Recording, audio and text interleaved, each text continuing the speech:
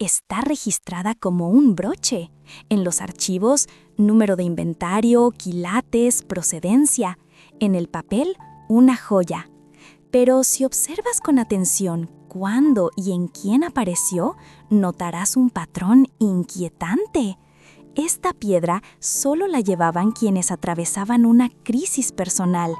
Aparece en fotos junto a las visitas más incómodas, desaparece antes de los escándalos y regresa justo cuando el silencio importa más que las palabras. Reunimos decenas de documentos, imágenes e incluso testimonios donde este diamante se comporta como un testigo. ¿Por qué la reina lo entregó fuera del protocolo? ¿A quién pertenecía realmente? ¿Y por qué Camila lo devolvió a la corona cuando pudo haber elegido cualquier otra piedra? Esta no es la historia oficial del Cullinan V. Es una investigación sobre por qué esta joya nunca debió llegar hasta nuestros días. Las últimas imágenes no hablan de una piedra, hablan de la persona que nunca volvió a ser la misma después de tocarla. Muy por debajo de la superficie, entre capas milenarias del suelo sudafricano, donde durante siglos reposaron toneladas de roca, un solo golpe de pico en enero de 1905 cambió la historia. En la mina Premier número 2, cerca del pequeño pueblo de Cullinan, los mineros se toparon con algo que al principio parecía un simple fragmento de vidrio, pero pronto quedó claro, no era vidrio, era el diamante más grande jamás encontrado. Pesaba unos increíbles 3.100 quilates, más de 620 gramos, más grande que un puño cerrado. Incluso los mineros más curtidos y los geólogos presentes quedaron paralizados. Era como si la propia tierra hubiera decidido entregar un regalo imposible. Lo llamaron Cullinan, en honor a Thomas Cullinan, presidente de la compañía propietaria de la mina. Pero el hallazgo planteaba un dilema. ¿Qué hacer con semejante monstruo? En 1905, la tecnología aún no ofrecía garantías para tallar una piedra de esa magnitud sin destruirla por completo. Aunque en Londres el diamante causó sensación inmediata, pasaron meses y luego años sin que nadie se atreviera a comprarlo. El temor era comprensible, un error en el corte y el tesoro más grande del planeta quedaría reducido a polvo brillante. No fue hasta 1907 que el Cullinan encontró nuevo destino, pero no fue en una subasta ni mediante una operación secreta, fue un gesto político.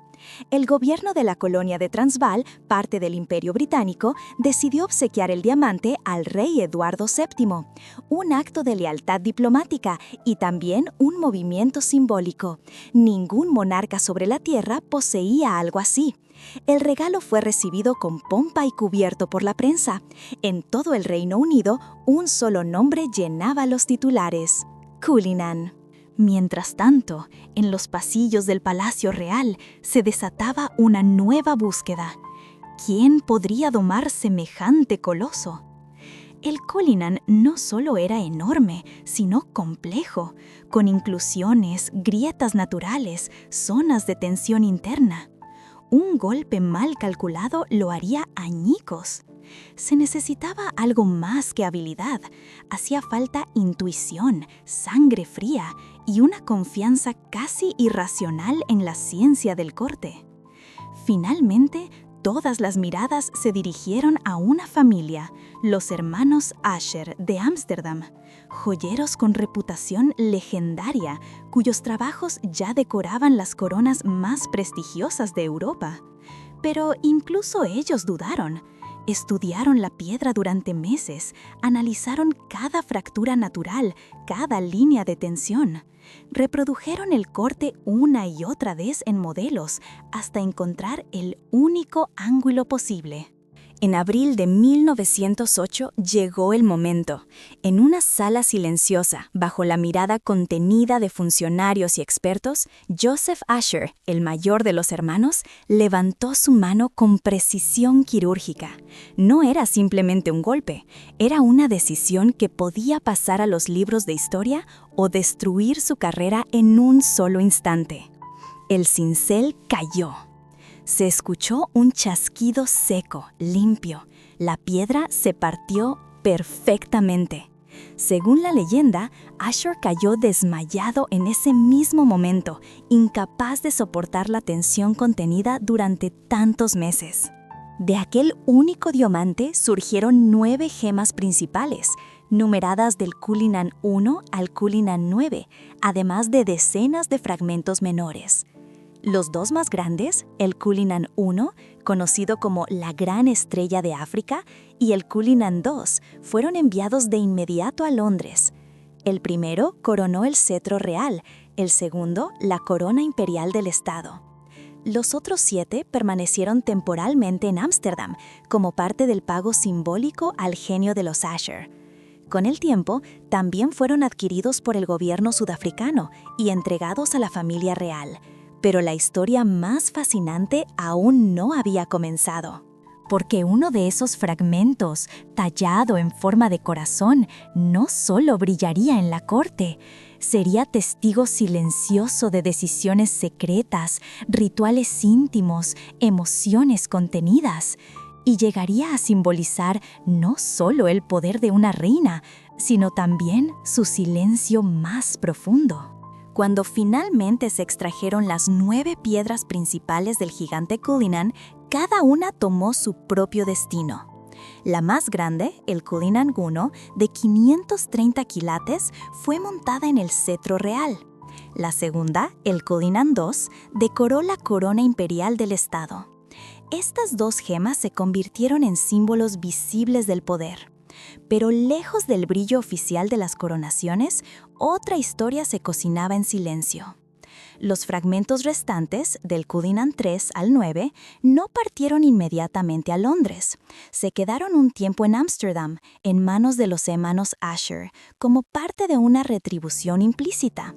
El pago no se hizo con dinero, sino con historia tallada en luz. Pero pronto, el gobierno de Sudáfrica entró en escena nuevamente.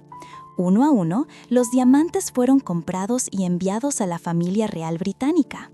Todos, menos uno.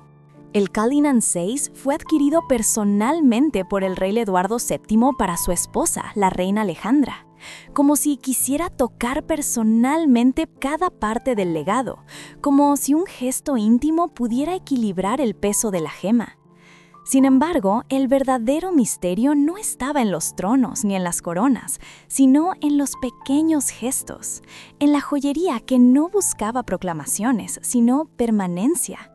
Fue entonces cuando 3 de esos diamantes, el 3, el 4 y el 5, empezaron una transformación silenciosa, lejos de los focos, pero cargada de simbolismo.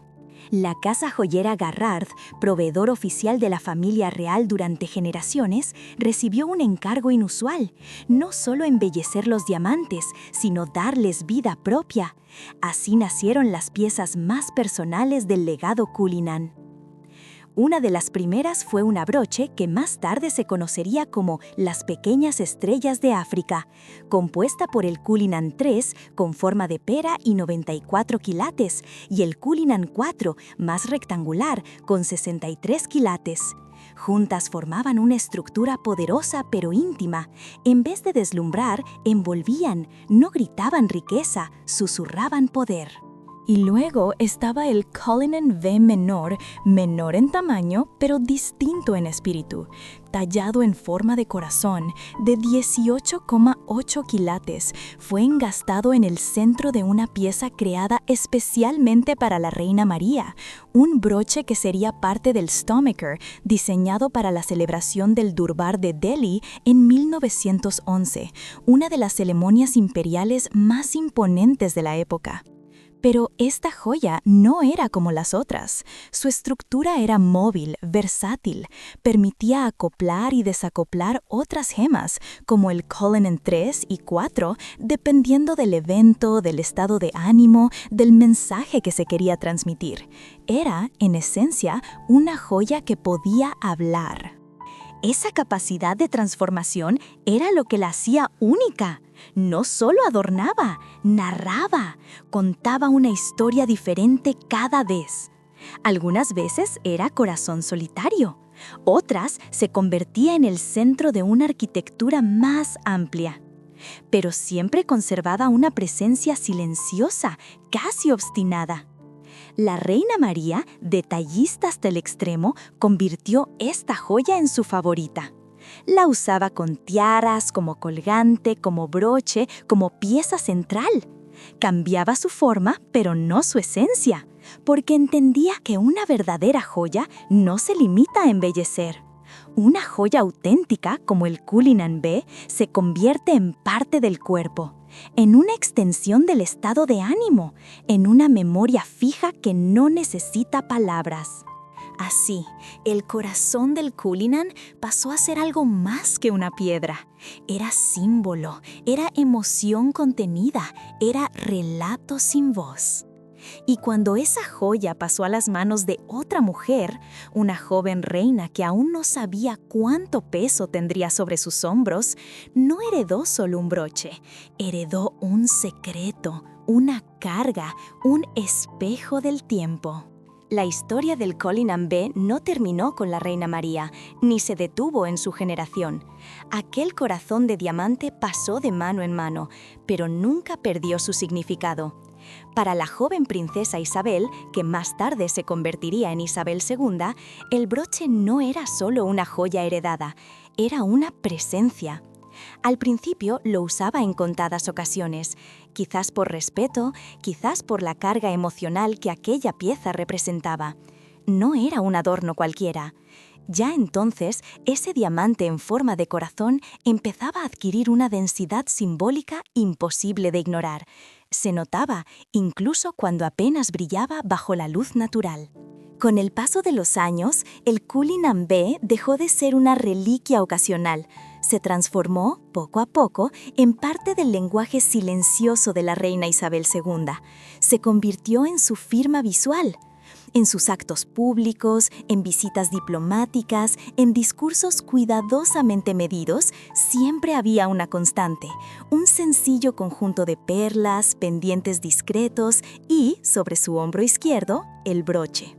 No era un accesorio, era una elección. Las veces en que optaba por usarlo, lo hacía con intención, para marcar momentos de transición, de reflexión, de pausa. Lo lucía en los Royal Ascot, en giras por el extranjero, en recepciones de estado, en mensajes navideños e incluso durante acontecimientos que pasaban desapercibidos para la mayoría, pero que tenían significado para ella. Uno de los momentos más íntimos y reveladores ocurrió durante una visita oficial a los Países Bajos. Allí, la reina y el duque de Edimburgo fueron recibidos con todos los honores. Pero hubo un instante que no apareció en los titulares, aunque resumía décadas de historia familiar. Mientras recorrían las antiguas instalaciones de la legendaria casa Asher, donde hacía más de un siglo se había tallado el diamante original, la reina mantuvo una conversación con Louis Asher, descendiente directo de Joseph, el hombre que partió el Cullinan en 9. Ese día, Isabel usaba por primera vez el broche Cullinan B en público. En medio del diálogo y sin previo aviso, se quitó la joya del pecho y la puso en las manos de Asher.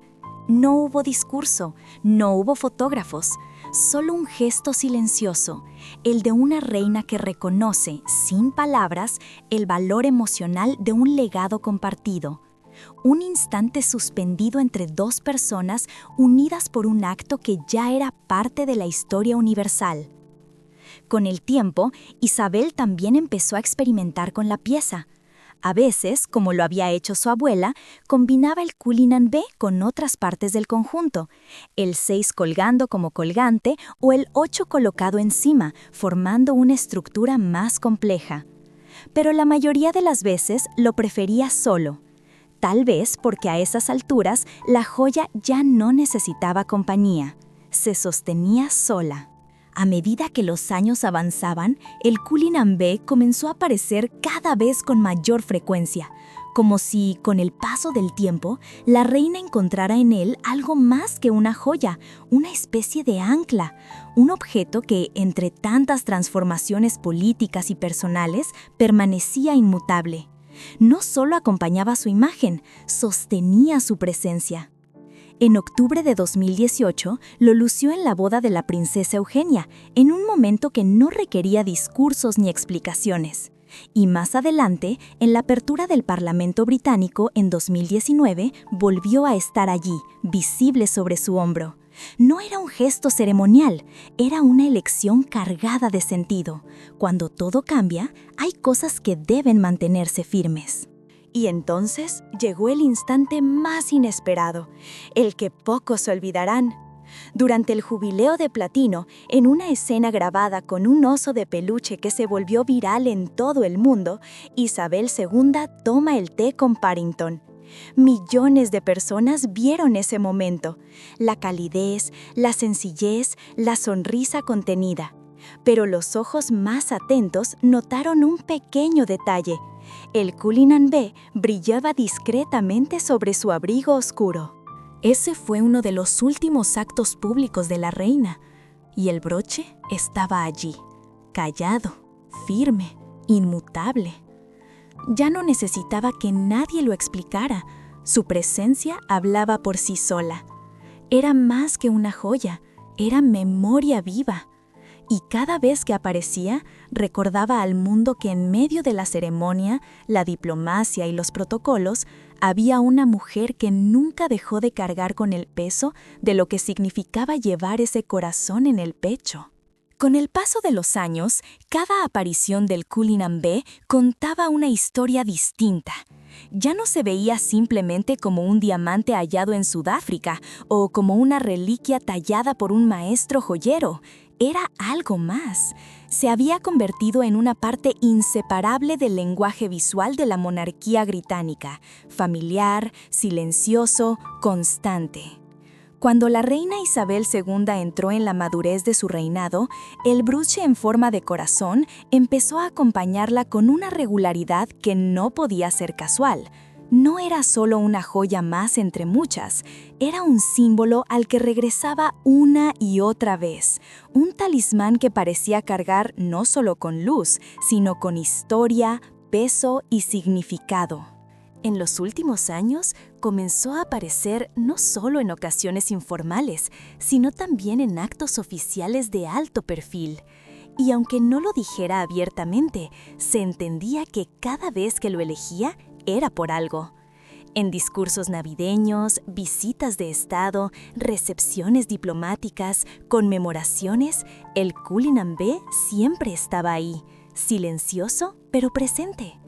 Y lo más curioso era esto, nunca se sentía ostentoso. A pesar de su valor incalculable, su forma sencilla, su engaste sobrio, lo hacían parecer íntimo, casi discreto. Y tal vez por eso, por esa capacidad de no imponerse, sino acompañar, era tan profundamente elocuente. Uno de los episodios más íntimos y a la vez más simbólicos fue en la boda de la princesa Eugenia, en octubre de 2018. Era un evento familiar, relajado, sin grandes declaraciones. Y sin embargo, Isabel eligió llevar el Cullinan B. Fue un gesto que pasó desapercibido para muchos, pero que, para quienes conocían el peso de esa piedra, hablaba de cercanía, de continuidad, de pertenencia. Como si dijera, estoy aquí. Todo sigue. Más adelante, en la apertura del Parlamento en 2019, el broche volvió a aparecer. A pesar del contexto político tenso, los cambios sociales, las transformaciones en la familia real, había algo en el gesto de usar esa joya que no dejaba lugar a dudas. La reina seguía siendo la misma, seria, sólida, firme como la piedra que llevaba en el pecho. Pero nada preparó al público para el momento más inesperado de todos. Durante la celebración del Jubileo de Platino, cuando millones de personas en todo el mundo vieron a la reina tomar el té con el oso Paddington, una escena emotiva, casi infantil, profundamente humana, ahí estaba, el Cullinan V, brillando en silencio sobre el abrigo oscuro. Una joya cargada de historia en una escena aparentemente banal, pero que se volvió inolvidable. Fue la última vez que muchos la vieron y, sin saberlo, también fue una especie de despedida. Tiempo después, en 2023, el Cullinan B regresó a su origen.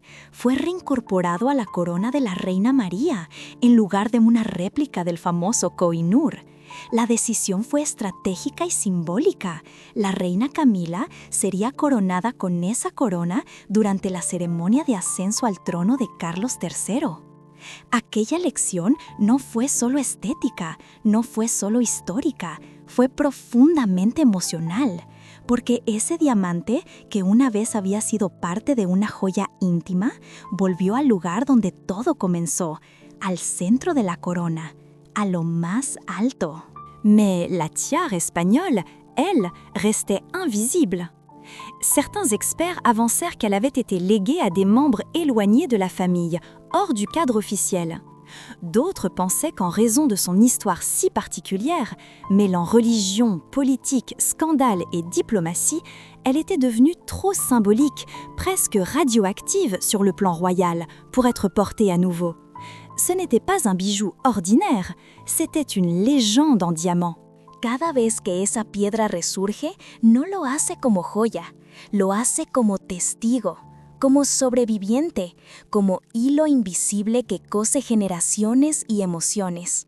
En un mundo donde todo cambia, donde los símbolos se desgastan, donde las imágenes se renuevan a velocidad vertiginosa, hay muy pocas cosas que logran resistir intactas.